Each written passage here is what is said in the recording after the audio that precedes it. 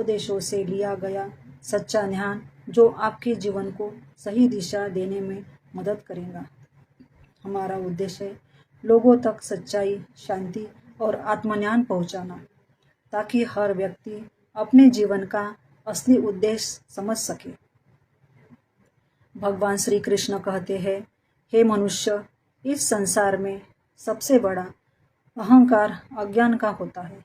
जब मनुष्य अपने वास्तविक स्वरूप को भूल जाता है, तब वह भय, चिंता, क्रोध, मोह और दुख के बंधनों में जकड़ जाता है।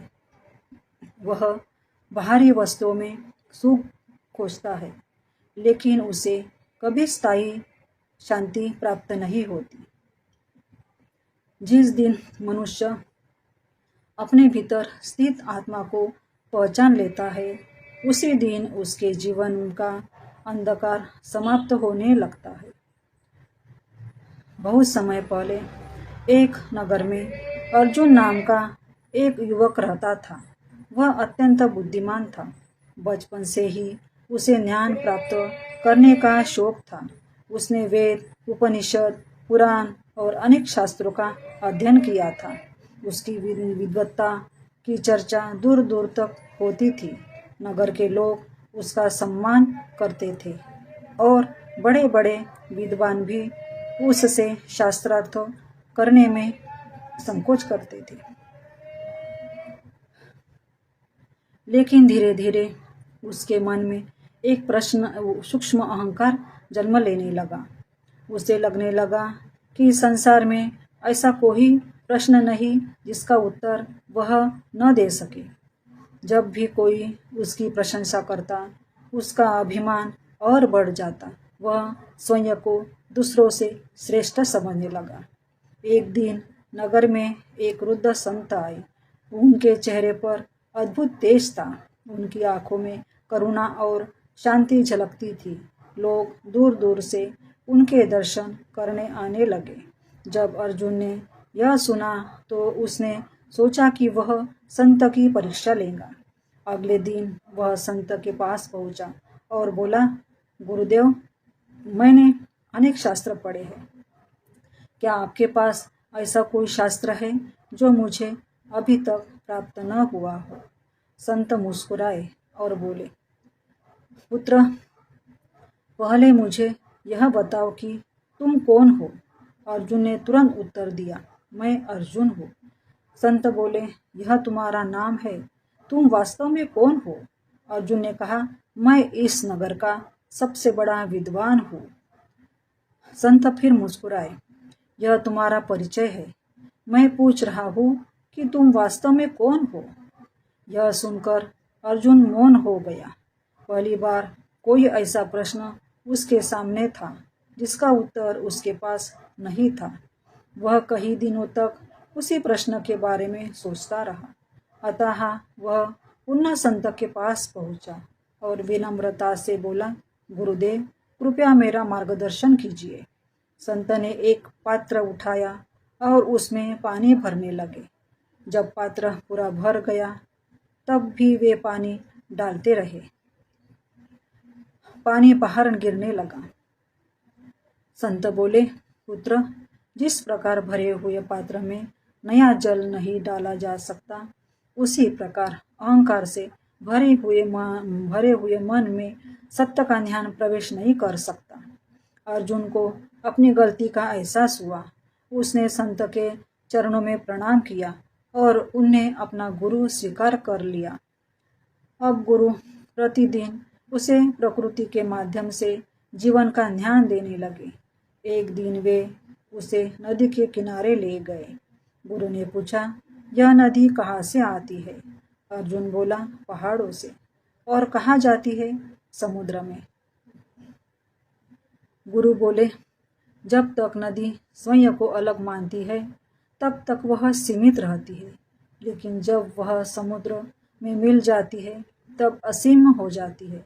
ठीक उसी प्रकार जब मनुष्य स्वयं को केवल शरीर मानता है तब वह सीमित रहता है, लेकिन जब वह स्वयं को आत्मा के रूप में पहचान लेता है तब वह परमात्मा से अपनी एकता का अनुभव करता है। यह बात अर्जुन के हृदय में उतर गई। दिन बीतते गए। अर्जुन ध्यान, सेवा और सत्संग में समय बिताने लगा। पहले उसका मन बहुत भटकता था। कभी अतीत की बातें याद आती, कभी भविष्य की चिंताएं घेर लेती, लेकिन उसने अभ्यास नहीं छोड़ा। कुछ दिनों महीनों बाद उसके स्वभाव में अद्भुत परिवर्तन आने लगा। अब वह क्रोध कम करता था, लोगों की सहायता करता था और सभी में परमात्मा का अंश देखने लगा था। एक दिन गुरु ने उसे दर्पण दिखाया और पूछा, क्या दिखाई दे रहा है? अर्जुन बोला, मेरा चेहरा। गुरु ने पूछा, यदि दर्पण पर धूल जम जाए तो तब चेहरा स्पष्ट दिखाई नहीं देगा। गुरु बोले, मन भी ऐसा ही दर्पण है। जब उस पर क्रोध, लोभ, मोह और अहंकार की धूल जम जाती है तब आत्मा का प्रकाश नहीं दिखाई देता। अर्जुन अब गुरु की शिक्षाओं को केवल सुन नहीं रहा था, बल्कि उन्हें अपने भीतर में उतार रहा था। समय बीतता गया। एक दिन गुरु ने उसे एक गांव में भेजा। वहां के लोग अत्यंत गरीब थे। अर्जुन ने कई महीनों तक उनकी सेवा की। उसने बीमारों की सहायता की, बच्चों को शिक्षा दी और भूखों को भोजन कराया। धीरे धीरे गांव के लोग उससे प्रेम करने लगे, लेकिन एक व्यक्ति उससे ईर्ष्या करने लगा। उसने लोगों के बीच अर्जुन की निंदा शुरू कर दी। उसने कहा कि अर्जुन केवल दिखावा कर रहा है। जब यह बात अर्जुन तक पहुंची तो उसके मन में क्षण भर के लिए क्रोध आया, लेकिन तभी उसे गुरु की शिक्षा याद आई। उसने सोचा, यदि मैं प्रशंसा से प्रसन्न होता हूँ और निंदा से दुखी हो जाता हूँ तो अभी भी मेरा मन संसार के प्रभाव में है। उसने मौन रहना उचित समझा। कुछ दिनों बाद सत्य सबके सामने आ गया और जिन्होंने उस पर संदेह किया था वे क्षमा मांगने आए। अर्जुन मुस्कुराया और बोला, जिसने मन में क्षमा है उसके लिए कोई शत्रु नहीं होता। जब वह गुरु के पास लौटा तो गुरु ने पूछा, तुमने क्या सीखा? अर्जुन ने कहा, गुरुदेव, मैंने सीखा कि सम्मान और अपमान दोनों क्षणिक है। जो इन दोनों से ऊपर उठ जाता है वही सच्ची शांति प्राप्त करता है। गुरु प्रसन्न हुए। उन्होंने कहा, यही समभाव है, यही आत्मध्यान की पहली सीढ़ी है। उस रात अर्जुन नदी के किनारे ध्यान में बैठा था। चारों ओर गहरा सन्नाटा था। चंद्रमा की शीतल रोशनी नदी पर पड़ रही थी। अचानक उसे ऐसा अनुभव हुआ जैसे उसके भीतर कोई दिव्य प्रकाश जाग उठा हो। उसे लगा कि उसका शरीर स्थिर है, लेकिन उसके भीतर कुछ ऐसा है जो कभी बदलता नहीं। वह अनुभव शब्दों से परे था। उसकी आंखों से आंसू बहने लगे। उसने पहली बार अपने भीतर उस शांति को महसूस किया जिसकी खोज वह वर्षों से कर रहा था। लेकिन उसकी यात्रा अभी समाप्त नहीं हुई थी। आगे की यात्रा में उसे धन के मोह, मृत्यु के रहस्य, कर्म के सिद्धांत और आत्मा की अमरता का ज्ञान प्राप्त होना था। और यही ज्ञान उसके जीवन को पूर्ण रूप से बदलने वाला था। ध्यान में मिले उस दिव्य अनुभव के बाद अर्जुन के जीवन में एक नई चेतना जाग उठ चुकी थी। लेकिन उसके गुरु जानते थे कि अभी अंतिम सत्य का अनुभव होना बाकी है। एक दिन गुरु ने अर्जुन को बुलाया और कहा, पुत्र, अब समय आ गया है कि तुम संसार को और गहराई से समझो। अर्जुन ने विनम्रता से पूछा, गुरुदेव, मुझे क्या करना होगा? गुरु बोले, कल प्रातः नगर जाओ, वहां तुम्हें जीवन का एक नया पाठ मिलेगा। अगले दिन अर्जुन नगर पहुंचा। वहां उसने देखा कि लोग धन कमाने की दौड़ में लगे हुए हैं। हर व्यक्ति किसी न किसी चिंता से घिरा हुआ था। कोई व्यापार के नुकसान से दुखी था, कोई परिवार की समस्याओं से परेशान था, तो कोई भविष्य की चिंता में अपना वर्तमान खो रहा था। उसी समय उसकी भेंट एक बहुत धनी व्यापारी से हुई। व्यापारी के पास अपार धन था, लेकिन उसके चेहरे पर भय साफ दिखाई देता था। व्यापारी बोला, महात्मा, मेरे पास सब कुछ है, फिर भी मैं सुखी नहीं हूँ। हर समय यह डर लगा रहता है कि कहीं मेरा धन समाप्त न हो जाए। अर्जुन मुस्कुराया और उसे एक विशाल वृक्ष के नीचे ले गया। वहां उसने देखा कि पेड़ पर हजारों फल लगे हुए हैं।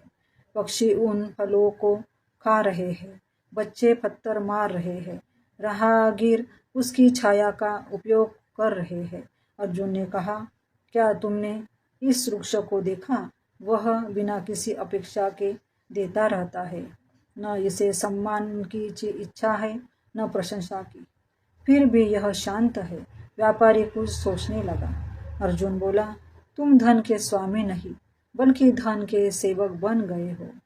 जिस वस्तु को तुम पकड़ कर रखना चाहते हो, वही तुम्हें पकड़ कर बैठी है। व्यापारी की आंखें भर आई। उसे पहली बार अपने दुख का कारण समझ आया। कुछ दिनों बाद अर्जुन एक स्मशान के पास से गुजर रहा था। वहाँ एक परिवार अपने प्रियजन के अंतिम संस्कार के लिए आया था। सब रो रहे थे। अर्जुन कुछ देर मौन खड़ा था। उसके मन में प्रश्न उठा, जिस शरीर के लिए मनुष्य जीवन भर संघर्ष करता है, वह अंत में यही रह जाता है। फिर वह कौन है जो इस शरीर को छोड़कर चला जाता है? उस रात उसने यही प्रश्न गुरु से पूछा। गुरु मुस्कुराए और बोले, पुत्र, जिस प्रकार मनुष्य पुराने वस्त्र त्याग कर नए वस्त्र धारण करता है, उसी प्रकार आत्मा पुराने शरीर को छोड़कर नया शरीर धारण करती है। मृत्यु अंत नहीं, केवल परिवर्तन है।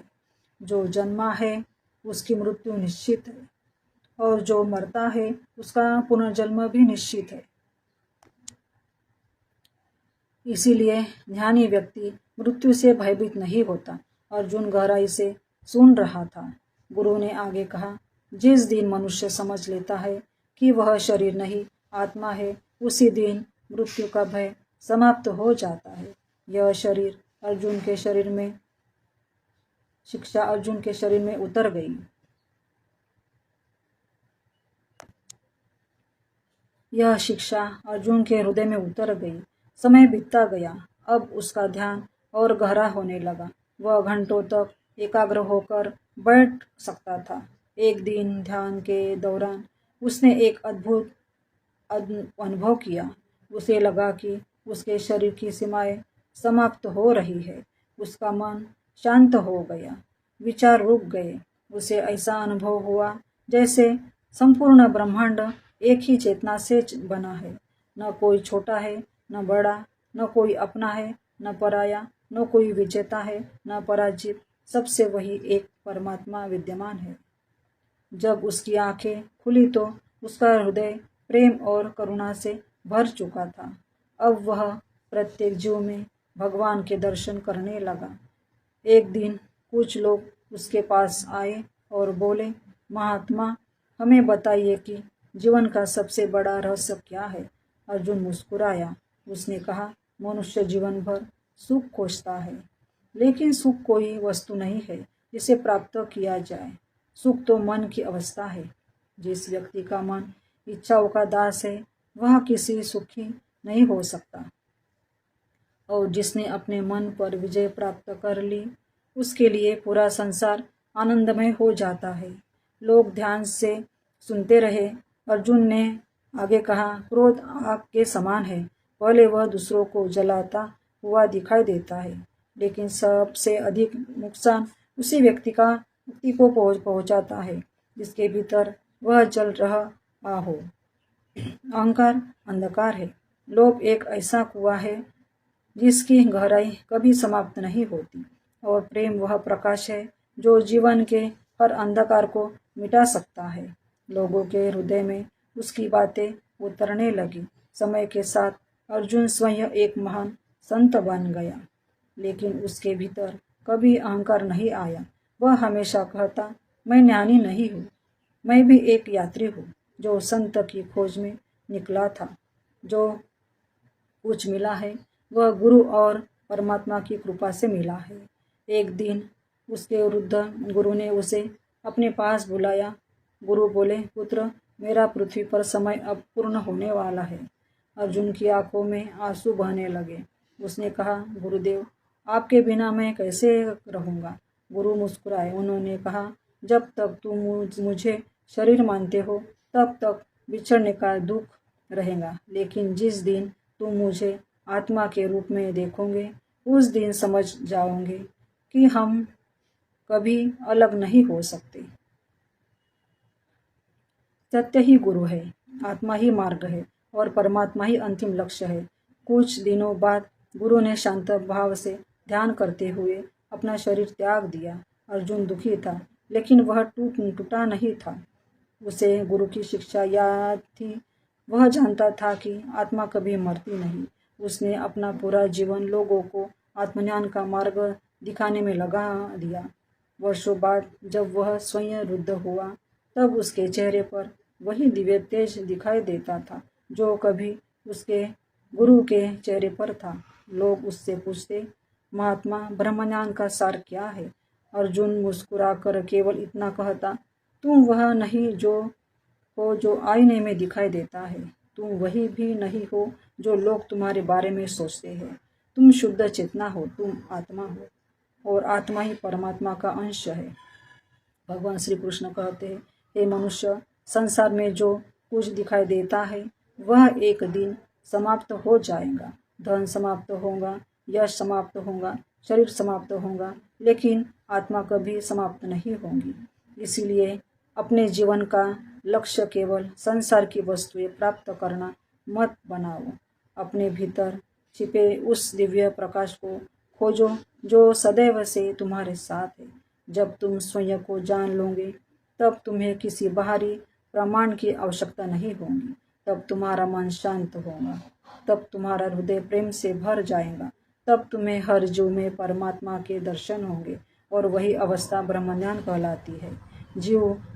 यह जीवन का परम सत्य है, यही आत्मज्ञान का मार्ग है, यही मनुष्य जन्म का वास्तविक उद्देश्य है। राधे राधे। जय श्री कृष्ण। यदि यह कथा आपको पसंद आई हो तो वीडियो को लाइक करें, शेयर करें और ब्रह्मज्ञान